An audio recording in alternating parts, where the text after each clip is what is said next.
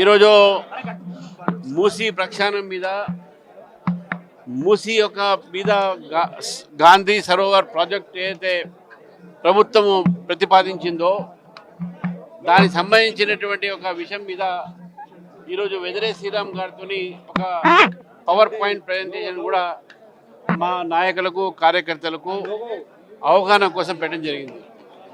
Bharatiya Janata party Musi ప్రక్షాళనకి మీ వ్యతిరేకం కాదు, కానీ ఎక్కడైతే మూసీ జన్మిస్తుందో వికారాబాద్ అనంతగిరి ఒక ప్రాంతం నుంచి అక్కడి నుంచి ఎక్కడైతే మూసీ కృష్ణా నదిలో కలుస్తుందో ఈ మొత్తం మూసీ బెల్ట్ని కూడా ప్రక్షాళన చేయాల్సిన అవసరం ఉంది.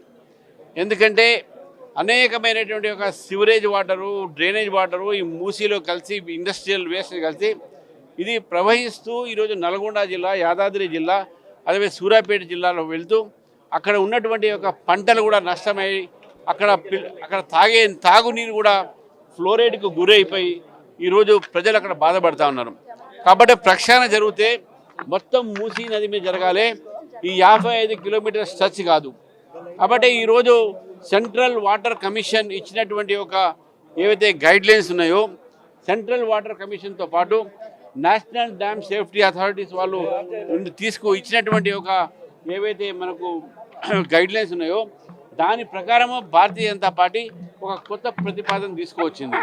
1,50,000 కోట్లు కాదు, తక్కువలోనే, ఇంకా తక్కువ, చాలా తక్కువలోనే ఈరోజు మూసీ ప్రక్షాళన జరుగుతుంది. మూసీ ప్రక్షాళనలో ఈరోజు అంత డబ్బులు పెట్టాల్సిన అవసరం లేదు. మీ డిపిఆర్ కన్నా మేము ఇచ్చే ప్రతిపాదన బాగుంటుంది. కాబట్టి భారతీయ జనతా పార్టీ ప్రభుత్వాన్ని కోరుతుంది ఈరోజు సెంట్రల్ వాటర్ కమిషన్ని, అదేవిధంగా ప్రజల్ని, అదేవిధంగా కేంద్ర ప్రభుత్వం సంస్థల్ని కూడా ఒకసారి కూర్చొని మాట్లాడి ఎక్కడైతే బఫర్ జోన్లో లీగల్గా ఇల్లు కట్టుకున్నారో వాళ్ళని కూల్చకుండా, ఎక్కువ ఇళ్ళు పోకుండా, సాబర్మతి ఏదైతే రివర్ ఫ్రంట్ కానీ ప్రపంచంలో అనేకమైన రివర్ ఫ్రంట్ జరిగినాయి, వాటికి అనుగుణంగానే ఈరోజు ఇక్కడ హైదరాబాద్లో కూడా మూసీ ఫ్రంట్ చేయొచ్చు మనం.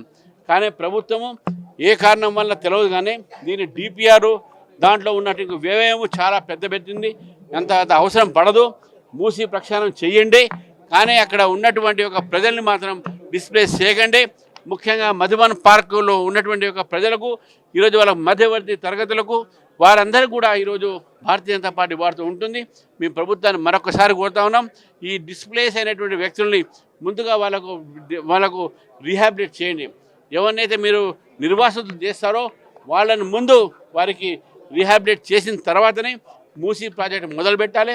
గాంధీ సరోవర్ ప్రాజెక్టు అంత పెద్ద వ్యయంలో అవసరం లేదు.